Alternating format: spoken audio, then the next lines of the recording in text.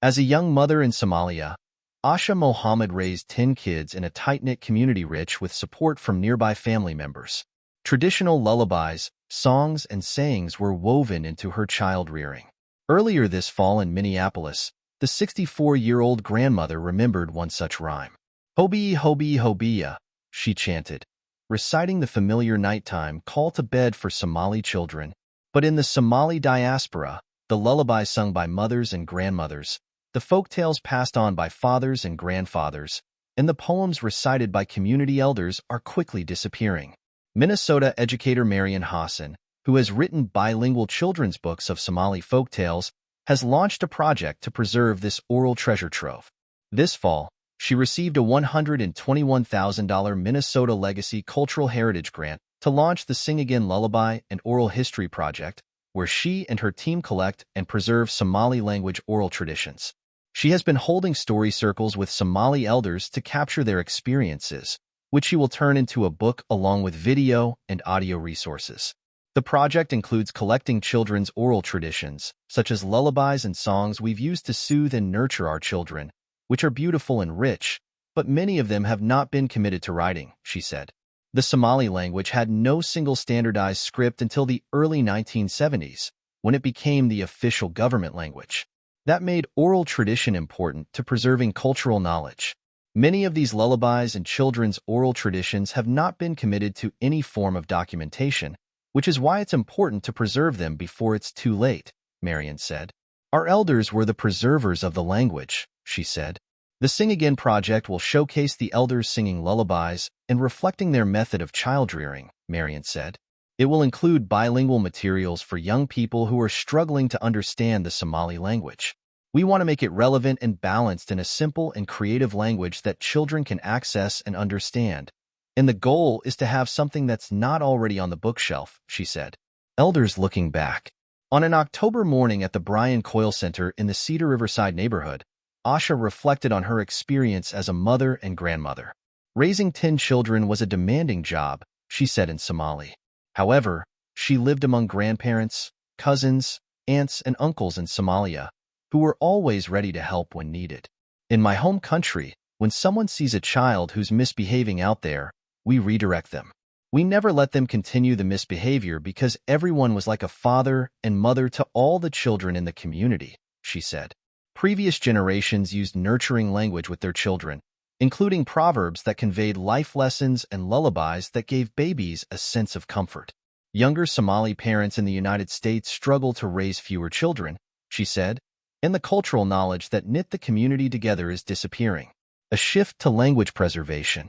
Across the river in St. Paul, Abdi Salam Adam, the principal of East African Elementary Magnet School, said the decline of Somali language and culture is a huge concern within the community. We not only want to preserve the Somali language, but there is a huge need for it in the diaspora, he said. We are seeing families who cannot communicate with their children, teachers who are having difficulties communicating with students, and healthcare workers who cannot communicate with their patients. He said the school recently started 2 Seal of Biliteracy classes with the goal of helping students get the certification by the time they graduate from high school. The Seal of Biliteracy is a certificate that districts award to students who demonstrate proficiency in the language they are learning. Our end goal is to preserve and spread the language to our larger community, Abdi Salam said. During the 1990s, Somali families who arrived said they wanted their kids to learn from English-speaking teachers. Back then, the Somali community was newly arriving, and they wanted their children to learn the English language for school and job preparation. But today, it's the opposite because many Somali families are seeing their children lose the language that holds the community together, Abdi Salam said. It's been a huge shift, he said. A welcome resource for students.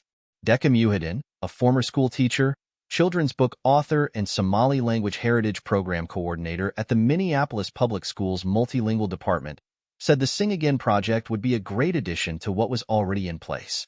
The district's Somali Heritage Language Program was launched in 2021 and has grown to 270 students in kindergarten through 4th grade. The program is more than a language learning program, she said. We teach our students the Somali language and culture. We want to ensure that not only do our children know the language, but they are also culturally competent, I think our program will benefit from professionally produced Somali cultural elements, such as songs, poems, and lullabies, she said.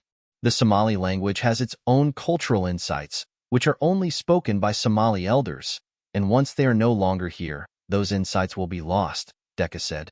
For example, elders might use the phrase, "Look at something in your foot."